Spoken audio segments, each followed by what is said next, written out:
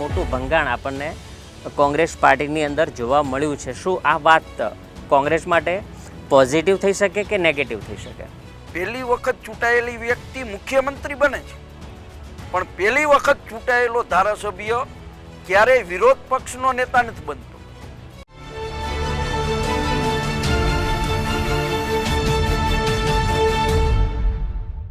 નમસ્કાર દર્શક મિત્રો, સ્વાગત છે આપનું બુલેટિન ઇન્ડિયાની વિશેષ રજૂઆત. સીધો સંવાદ કરવો છે અને વાત કરવી છે પોઈન્ટ ટુ પોઈન્ટ. લોકસભાના ઉમેદવાર અને પૂર્વ ધારાસભ્ય રહી ચૂકેલા એવા અને સ્પષ્ટ વક્તા અને પોતાના બેબાક નિવેદન માટે જાણીતા એવા લલિત વસોયા સાથે સ્વાગત છે સાહેબ આપનું બુલેટિન ઇન્ડિયાના વિશેષ કાર્યક્રમમાં. પાટીદાર અનામત આંદોલન વખતનો એક ચહેરો હાર્દિક પટેલ સાથે તેઓ વધારે જોવા મળતા હતા. લલિતભાઈ, મારો પહેલો પ્રશ્ન એ કે હાર્દિકભાઈની સાથે એક વખત આપનું જોડાણ હતું અને અત્યારે હાર્દિકભાઈએ પાર્ટી બદલી અને બીજેપીમાં પ્રવેશ કર્યો અને પાટીદાર આંદોલનથી આપ જાણીતા થયા. શું કહેશો લલિતભાઈ? હાર્દિક પટેલ સાથે નહીં, પરંતુ હું પાટીદાર સમાજની સાથે હતો અને એટલા માટે હું પાટીદાર અનામત આંદોલનમાં હતો. આંદોલન પછી મારી રાજકીય કારકિર્દી શરૂ નથી થઈ. એ પહેલાં પણ હું ધોરાજી એપીએમસીનો ચેરમેન 3 ટર્મ બિનહરીફ રહી ચૂક્યો છું, નગરપાલિકાનો સભ્ય રહી ચૂક્યો છું, રાજકોટ ડિસ્ટ્રિક્ટ કોઓપરેટિવ બેંકનો ડિરેક્ટર રહી ચૂક્યો છું. એટલે મારી રાજકીય કારકિર્દી 35 વર્ષ પહેલાંની હતી. પરંતુ એ બધું છોડીને માર્કેટિંગ યાર્ડમાંથી રાજીનામું આપીને જ્યારે મારા સમાજનો સવાલ આવ્યો ત્યારે હું અનામત આંદોલનમાં સૌરાષ્ટ્રની જવાબદારી, સૌરાષ્ટ્ર ઝોનના કન્વીનર તરીકેની જવાબદારી સંભાળી અને સૌરાષ્ટ્રની અંદર આંદોલન કરતો હતો.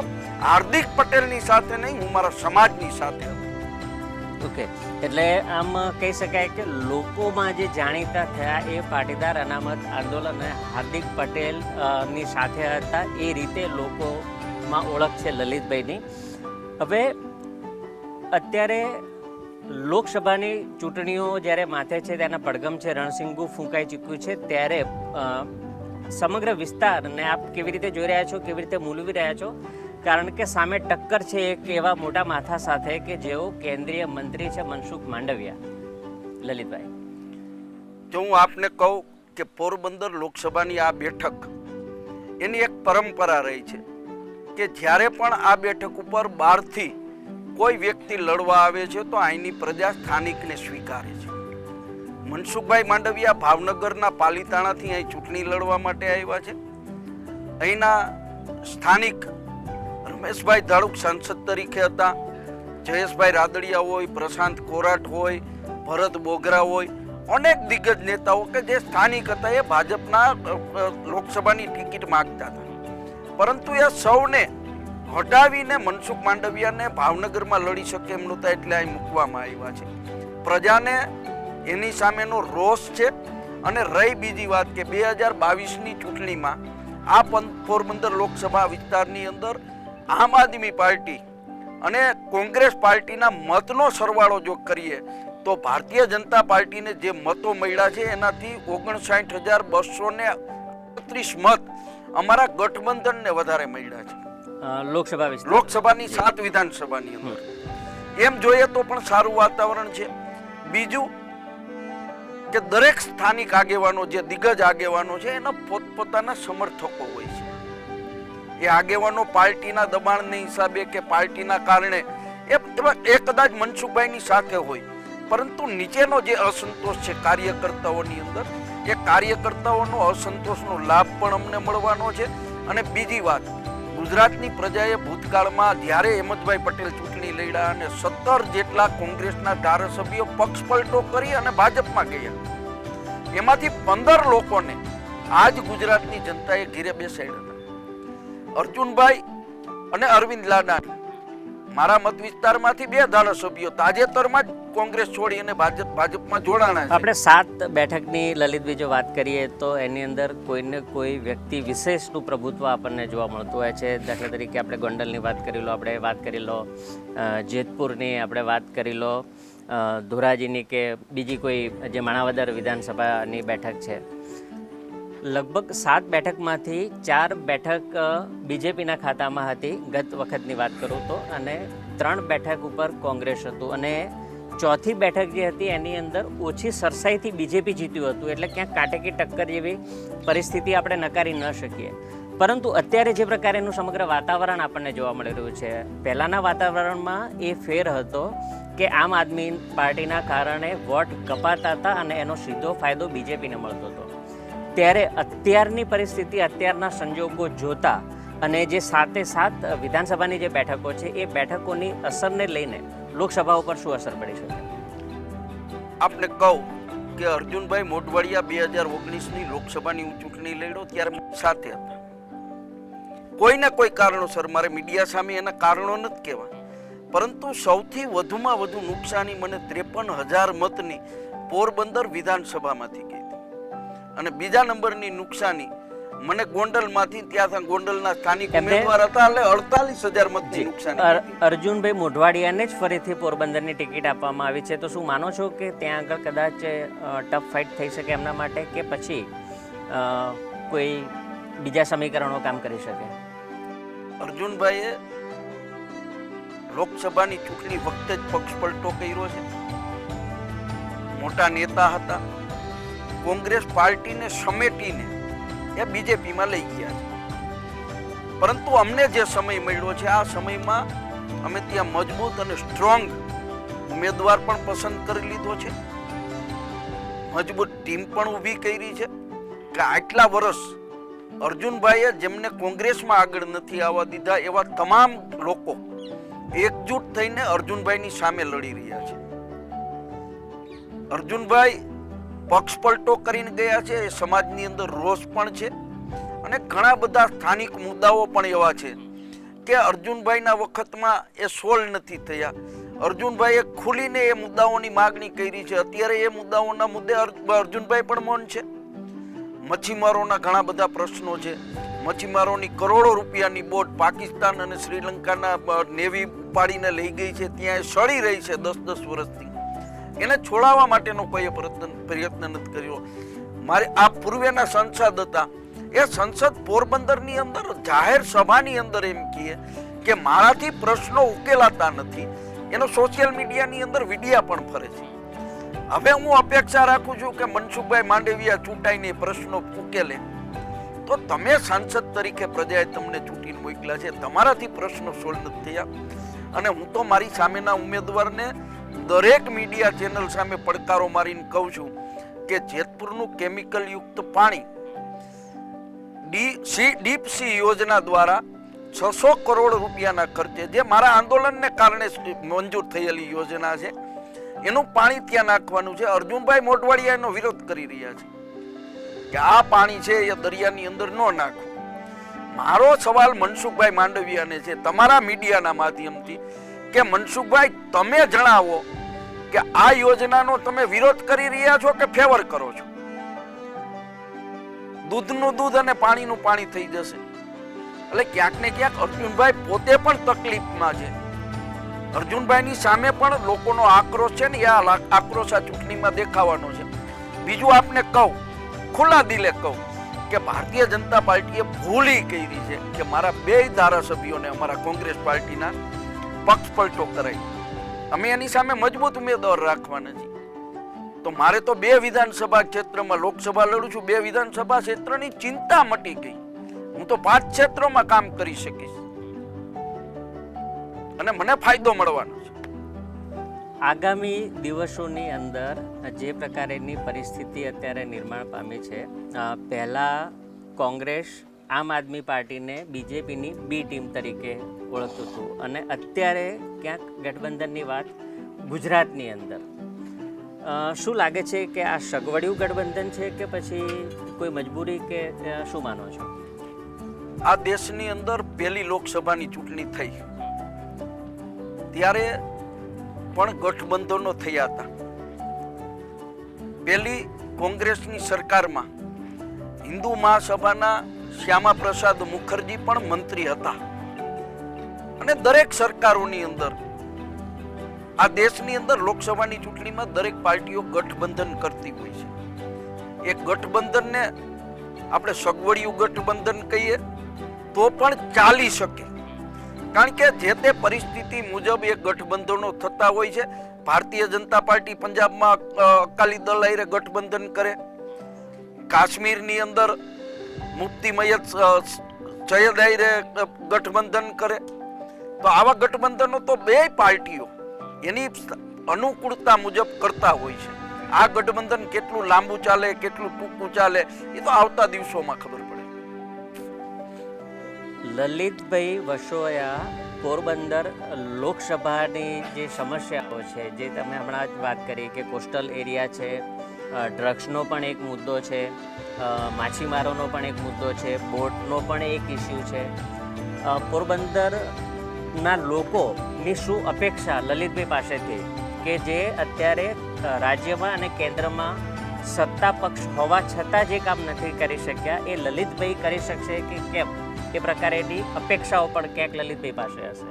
જો પહેલી વાત તો એ છે કે સત્તાધારી પાર્ટીની કદાચ વિચારધારા ગામડા ગરીબ અને ખેડૂત વિરોધી હોય. આખોય મારો પોરબંદર લોકસભા વિસ્તાર છે એ ખેડૂતોનો મત વિસ્તાર છે, ખેડૂતો અને સાગર ખેડૂતોનો. ખેડૂતોની પણ અનેક સમસ્યાઓ છે. આ વિસ્તારની અંદર કોંગ્રેસના શાસનમાં સિંચાઈ માટેના ડેમો બન્યા છે, એ પછી એક પણ ખેડૂતોને સિંચાઈ માટેની સગવડતા આ ભારતીય જનતા પાર્ટીની ગુજરાતમાં સત્તા આવ્યા પછી એનો લાભ નથી મળ્યો. આખા દેશની અંદર પાક વીમા યોજના, આપને કહું કે સૌથી વધુમાં વધુ ગુજરાતની અંદર નહીં, આખા ભારતની અંદર પાક વીમા યોજનાનો જો કોઈએ લાભ લીધો હોય તો એ રાજકોટ જિલ્લાએ અમારા સ્વર્ગસ્થ નેતા વિઠ્ઠલભાઈ રાદડિયા જ્યારે હતા ત્યારે પાક વીમા યોજનાનો લાભ મળ્યો છે. અને એ પાક વીમા યોજના દેશના ખેડૂતોને મળે. ખેડૂતોએ શું પાપ કર્યું છે કે 4 વર્ષથી આ પાક વીમા યોજના નથી મળતી? સરકારની નીતિની વાત કરું તો મારો વિસ્તાર ડુંગળી વાવતો વિસ્તાર છે. ખેડૂતોની ડુંગળી બજારમાં આવી 600 રૂપિયાથી 850 રૂપિયા માર્કેટિંગ યાર્ડોની અંદર ભાવ હતા. સરકારે નિકાસબંધી કરી, નિકાસબંધીને કારણે 150 થી 200 રૂપિયા માર્કેટિંગ યાર્ડોમાં ખેડૂતોને ભાવ મળ્યા. ગયા વર્ષે કપાસના 2400 રૂપિયા ભાવ હતા. ઓસ્ટ્રેલિયાથી કપાસ આયાત ડ્યુટી ઘટાડી માફ કરી દીધી. ઓસ્ટ્રેલિયાથી કપાસની આયાતની છૂટ દીધી. આ 1400-1500 રૂપિયામાં ખેડૂતો કપાસ વેચી રહ્યા છે. ડીએપી ખાતર, યુરિયા, એનપીકે, જંતુનાશક દવા, આ તમામના ભાવો ડબલ થયા છે. 2022 ખેડૂત ડબલ કરવાની વાત કરતા હતા તો ખેડૂતોની અંદર પણ રોષ છે. અને આપને કહું નરેશભાઈ કે હું ગામડે ગામડે મેં એક સંકલ્પ કર્યો છે કે 1021 ગામડા પરા અને નેસડા થઈ છે. હું દરેક જગ્યાએ જાઉં છું, રોજના 20 ગામ મારો કાર્યક્રમ હોય છે. તો લોકો આક્રોશથી ભારતીય જનતા પાર્ટીની સામે આવે છે. લોકો એનો આક્રોશ વ્યક્ત કરે છે. અને આ વખતે અધૂરામાં પૂરું હોય તો મારા મત વિસ્તારમાં 1,35,000 ક્ષત્રિય સમાજના મત છે. એમાંથી 30-35% લોકો હતા મારી સાથે, પણ આ વખતે હું દાવા સાથે કહું છું કે એ લોકો 100% મારી સાથે રહેવાના છે. અત્યારે ક્ષત્રિય સમાજની વાત કરી છે તો જે પ્રકારે વિવાદ આપણને જોવા મળી રહ્યો છે, સ્વાભાવિક રીતે ચર્ચાનો પ્રશ્ન એ છે કે એક વ્યક્તિ માટે કરીને આખા સમાજની નારાજગી વરવાનું અત્યારે કામ થઈ રહ્યું હોય એવું આપણને દેખીતી રીતે દેખાઈ રહ્યું છે. આ વાતને લઈને કેટલું નુકસાન થઈ શકે, કેટલો ફાયદો થઈ શકે, અથવા તો પછી ક્યાંક જાતિ વચ્ચે વૈમનસ્ય ફેલાવવાની જે વાત આવતી હોય છે, કદાચ એનું સ્વરૂપ ફરીથી એક વખત ધારણ કરી શકે, કારણ કે એ જ વસ્તુ આપણને પાટીદાર અનામત આંદોલન વખતે પણ જોવા મળી હતી. જો આપને કહું કે પાટીદાર અનામત આંદોલન વખતે ગુજરાતના એક પણ સમાજ પાટીદાર સમાજની સામે નહોતા આવ્યા. આંદોલનને સમર્થન અમુક સમાજ નહોતા કરતા, એ હકીકત છે. પણ મોટા ભાગના જે સ્વર્ણ સમાજો છે એ સ્વર્ણ સમાજો પાટીદાર સમાજની સાથે રહ્યા છે. બક્ષી પંચના લોકોને પણ ખબર હતી કે પાટીદાર સમાજની જે માંગ છે એ બક્ષી સમાજ કે એસટી સમાજ, ઓબીસી સમાજ, એ દરેક સમાજમાં એનામાંથી અમે ભાગ નહોતા પાડતા. અમે તો કહેતા હતા કે અમારા હકનું વધારાનું અમને આપો. પરંતુ આ વખતે પરિસ્થિતિ એ છે કે રૂપાલાજી પર્સનલ ક્ષત્રિય સમાજની બેન દીકરી વિશે બોલ્યા છે. હું તો પાટીદાર છું, પણ હું તમને કહું છું કે મારા સમાજની બેન દીકરી વિશે બોલ્યો હોય તો હું પણ મારા સમાજને લઈને એની સામે આંદોલન કરું. કોઈ બેન હમી ગાળ થોડી સહન કરી શકે. 26 લોકસભાની બેઠકો છે, એમાં અમુક બેઠકો એવી છે કે જે ટફ ફાઇટ આપી શકે તેવી શક્યતા લગભગ 7 થી 8 બેઠકો એવી છે. ભરૂચની બેઠક લઈ લો, ભાવનગરની બેઠક લઈ લો, બનાસકાંઠાની બેઠક લઈ લો, એવી 7 થી 8 બેઠકો એવી છે કે જ્યાં આગળ બીજેપીને કાંટેકી ટક્કર આપી શકે તેવી પૂરી શક્યતા છે. અને સી.આર. પાટીલે જે પ્રકારે આહવાન કર્યું છે 5 લાખ પ્લસ લીડથી અને 26 બેઠકો જીતી અને હેટ્રિક કરવાનું, શું લાગી રહ્યું છે તમને કે કોંગ્રેસ અને આમ આદમી પાર્ટી ક્યાંક એ જે વિજય રથ છે એને અટકાવી શકશે? અશ્વમેઘ યજ્ઞનો ઘોડો એની લગામ જે છે એ લગામ કસી શકશે ખરો? કોઈને શેખ ચલીના વિચારો કરવા હોય, એ વિચારો કરી પ્રગટ કરવા હોય તો કોંગ્રેસે આ દેશનું જ્યારે સંવિધાન બંધારણ કર્યું છે ત્યારે વાણી સ્વતંત્રતાનો અધિકાર આપ્યો છે. તમે આ ગામમાં કોઈ મારા કાર્યકર્તાને, ગામના કોઈ પણ માણસને તમે પૂછો એટલે એમ કે લલિતભાઈ 7 લાખ મતે જીતે. વાત કરવામાં ક્યાં પૈસા બેહે છે? પણ એક માહોલ એવો બનાવવામાં આવ્યો છે. અને જે પ્રકારે આપણે ભરતી મેળો જોઈ રહ્યા છીએ, કારણ કે જે પણ આવે નાના કાર્યકર્તાથી લઈને કોઈ તાલુકા પંચાયતના પ્રમુખ હોય, જિલ્લા પંચાયતના પ્રમુખ હોય, કે પછી કોઈ ધારાસભ્ય હોય, ચાલુ ટર્મમાં હોય કે પછી કોઈ પૂર્વ ધારાસભ્ય હોય, તેમને કેસરીઓ કરવામાં કોઈ કમી બાકી નથી રાખી. કેસરીઓ ખેસ એ લોકોને ધારણ કર્યો છે અને મોટું ભંગાણ આપણને કોંગ્રેસ પાર્ટીની અંદર જોવા મળ્યું છે. શું આ વાત કોંગ્રેસ માટે પોઝિટિવ થઈ શકે કે નેગેટિવ થઈ શકે? જો આપને કહું, અમારે અહીં કાઠિયાવાડમાં કહેવત છે કે જે બાપને બાપ નો કહે પાડોશીને કાકા નો કહે. જેને એના મા બાપ હાચવી નો હીગા હોય, તોફાની છોકરો હોય ને મા બાપ નો હાચવી હોય ગયો, એ પાડોશી થોડો હાચવી શકે. અત્યારે તમે જોવો છો કે ગુજરાતની અંદર 7 લોકસભાની બેઠક ઉપર ઉમેદવારો બદલાવાની માંગણી થઈ રહી છે. સાબરકાંઠા અને વડોદરાની અંદર 2 ઉમેદવારો બદલાવા પડ્યા. રૂપાલાજીને બદલાવાની તૈયારીઓ ચાલી રહી છે. આવી જ પરિસ્થિતિ અમરેલીમાં માથા તૂટ્યા. કાર્યકર્તાઓ સામે સામે ધારાસભ્યના, સંસદ સભ્યના કાર્યકર્તાઓ જેગડા. હવે જી માલ અમારાથી નથી હચવાનો, એ ભાજપ પર થોડા હાચવી શકવાના છે. અને ભાજપનો આંતરિક કલહ જેમ 7 લોકસભા બેઠક ઉપર દેખાય છે એ આખા ગુજરાતમાં દેખાશે. સચવાયા નતા એટલે એને મારે કેવા સંદર્ભમાં લેવો લલિતભાઈ? જો બહુ તમને સ્પષ્ટ કહું કે અર્જુનભાઈ મોઢવાડિયા પ્રથમ વખત ધારાસભ્ય થાય છે. આપ ગૂગલ સર્ચ કરીને જોજો, આખા દેશના આટલા બધા રાજ્યોમાં પહેલી વખત ચૂંટાયેલી વ્યક્તિ મુખ્યમંત્રી બને છે. પણ પહેલી વખત ચૂંટાયેલો ધારાસભ્ય ક્યારેય વિરોધ પક્ષનો નેતા નથી બનતો. પાર્ટીએ અર્જુનભાઈને વિરોધ પક્ષના નેતા બનાવ્યા, 2 વખત પ્રદેશ પ્રમુખ બનાવ્યા, એને માયગી ત્યારે ધારાસભાની ટિકિટ આપી, એને કીધું એમ ગુજરાત પ્રદેશ કોંગ્રેસે ને એને માયગું ગુજરાત પ્રદેશ કોંગ્રેસે એમને આપ્યું. હવે અહીંયા જે મળ્યું હતું એનાથી વધારે તો ત્યાં મળવાનું નથી. કદાચ આ વખતે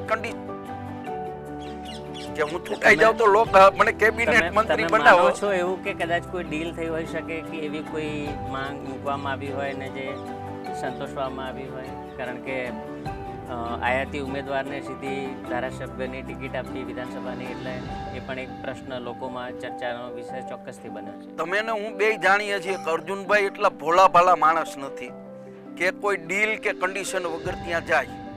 એના લાભ વગર જાય નહીં, વગર લાલો લોટે નહીં. કોંગ્રેસે પણ આત્મમંથન કરવાની તો જરૂર ખરી લલિતભાઈ, એટલું તો માનવું જ પડશે. કારણ કે જે પ્રકારે કોંગ્રેસમાંથી કદાવર નેતાઓ જે એક બાદ એક જે નામ, અને હજુ પણ એ પ્રક્રિયા ચાલુ ને ચાલુ સતત રહી છે. જો આપને કહું તો ગ્રામ પંચાયતનો સભ્ય, તાલુકા પંચાયત, જિલ્લા પંચાયત, ધારાસભ્ય, સંસદ સભ્ય એ રાજનીતિમાં એટલા માટે આવતા હોય, પાર્ટીના સિદ્ધાંતો, અનેક વાતો, મોટી મોટી સમાજ સામે વાતો કરે છે, પણ દરેક માણસ રાજનીતિમાં સત્તા મેળવવા માટે આવે છે. એ સત્તાના માધ્યમથી પૈસા બનાવે છે કે સત્તાના માધ્યમથી સમાજ સેવા કરે છે, એ એના ધ્યેયની એક અલગ અલગ વાત છે. પણ છેલ્લે માણસ તો આવે છે સત્તા મેળવવા માટે. જે લોકો કોંગ્રેસ છોડીને જાય છે એ લોકો સત્તા મેળવવા માટે ત્યાં જાય છે કે સત્તાના માધ્યમથી એને જે કરવું હોય એ કરી શકે. કોંગ્રેસ પાર્ટી વિરોધ પક્ષની અંદર છે. અર્જુનભાઈ અમારી પાસે માગીને શું માગી શકે ને અમે એને શું દઈ શકીએ? એની અપેક્ષા તો સામી પાર્ટી પૂરી કરી શકે. અમે કાંઈ એની જમીનની ફાઇલ ક્લિયર ન કરી શકી, એના કાંઈ કન્સ્ટ્રક્શનના બિલો અટકાવેલા હોય બીજા રાજ્યોની અંદર, તો એ કાંઈ કોંગ્રેસનું શાસન નથી તમે સોલ્વ કરી આવી શકીએ, એના બિલો ચૂકવી શકીએ. એટલે દરેક લોકો પક્ષ પલટો કરતા હોય છે સત્તા મેળવવા માટે. અને તમે એવું સ્પષ્ટ કહેવા માંગો છો કે રાજ્યમાં કે કેન્દ્રમાં સત્તા પક્ષ છે, તમે વિપક્ષમાં છો એટલે તમારી કોન્સ્ટિટ્યુઅન્સી જે છે એના કામ નથી થતા, એની ફાઇલો અટકી રહે છે કે વોટ નોટ, જે પણ એ બધા બહાનાઓ છે. મેં કહ્યું ને કે માણસ સત્તા મેળવવા માટે એ ગ્રામ પંચાયતનો સભ્ય હોય કે સંસદ સભ્ય હોય, રાજનીતિમાં સત્તા મેળવવા માટે બધા આવે છે. હું રાજનીતિની અંદર મારો ધ્યેય સત્તા મેળવવાનો હોય, ભલે હું સત્તા સમાજ સેવા કરવા માટે કરતો હોઉં, પણ ધ્યેય તો આખરે સત્તા મેળવવા માટેનો હોય. રસ્તા અલગ અલગ હોય. હું લડીને લેવા વાળો માણસ છું, માગીને લેવા વાળા છે એ પક્ષ પલટો કરે છે. કેન્દ્રીય નેતૃત્વની આપણે સાથે થોડી વાત કરીએ તો કેન્દ્રીય નેતૃત્વમાં જે પ્રકારે રાહુલ ગાંધી દ્વારા ભારત જોડો ન્યાય યાત્રા એક અને બીજો પાર્ટ જે કરવામાં આવ્યો, અને જેમ જેમ ન્યાય યાત્રા આગળ આવતી ગઈ તેમ તેમ તે સ્ટેટની અંદર વાત કરીએ કે આપણે આસામની, કે વાત કરીએ બિહારની, કે વાત કરીએ ગુજરાતની, આપણે સ્પેસિફિક બિહાર અને ગુજરાતની જો વાત કરીએ તો નીતિશ કુમાર સાથે ગઠબંધન કરે છે યુપીએનો સાથ છોડીને. ગોધરામાં જ્યારે રાહુલ ગાંધીની ન્યાયયાત્રા પ્રવેશ કરે છે ત્યારે ખુદ અર્જુન મોઢવાડિયા આગલા દિવસે ત્યાં આગળ હોય જ છે, વહીવટ કરે છે કોંગ્રેસમાં રથયાત્રાને આવકારવા માટે, અને પછી કેસરીઓ ધારણ કરે છે. ભારતીય જનતા પાર્ટી આ ચૂંટણીની અંદર ડરેલી લાગે છે. પોરબંદર લોકસભા બેઠક ઉપર મનસુખભાઈ માંડવિયાનું નામ જાહેર કર્યા પછી અર્જુનભાઈ મોઢવાડિયાને અને અરવિંદ લાડાણીને એટલા માટે પ્રલોભનો આપીને લઈ ગયા છે કે આ લોકસભાની બેઠક એ જીતી શકે એમ નહોતા. બહારના ઉમેદવાર હતા અને સ્વાભાવિક છે કે અહીંયા એમને સર્વે કરાવ્યો હોય અને સર્વેના આધાર ઉપર એમને લાગ્યું હોય કે ભાઈ હવે પહોંચાય એમ નથી, તો અર્જુનભાઈને લઈ ગયા અને પછી અરવિંદભાઈને એન કેન પ્રકારે લઈ ગયા. એને હારની જાતિગત સમીકરણો સેટ કરવા માટે આપણે વાત કરીએ ભરૂચ બેઠકની, કે ત્યાં આગળ મનસુખ વસાવા એક મોટું નામ, એની સામે ચૈતર વસાવા અત્યારે ઉભરતો ચહેરો, અને એ જ પ્રકારે કેપેબલ અત્યારે માની શકાય આમ આદમી પાર્ટીના ઉમેદવાર કે જેમને કોંગ્રેસનો પણ સાથ છે.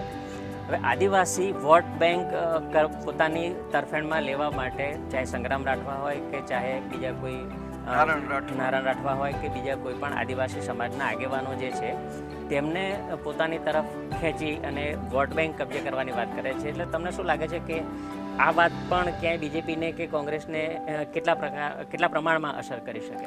આપણે હરિયાસણ ગામમાં બેઠા છીએ. આ ગામમાં કાયમી ધોરણે કોંગ્રેસ પાર્ટીને લીડ મળે છે. મારા સમર્થકો છે, મારા માટે તન મન અને ધનથી આ ગામના લોકો કામ કરે છે. આ ગામની અંદર આપણે બેઠા છીએ.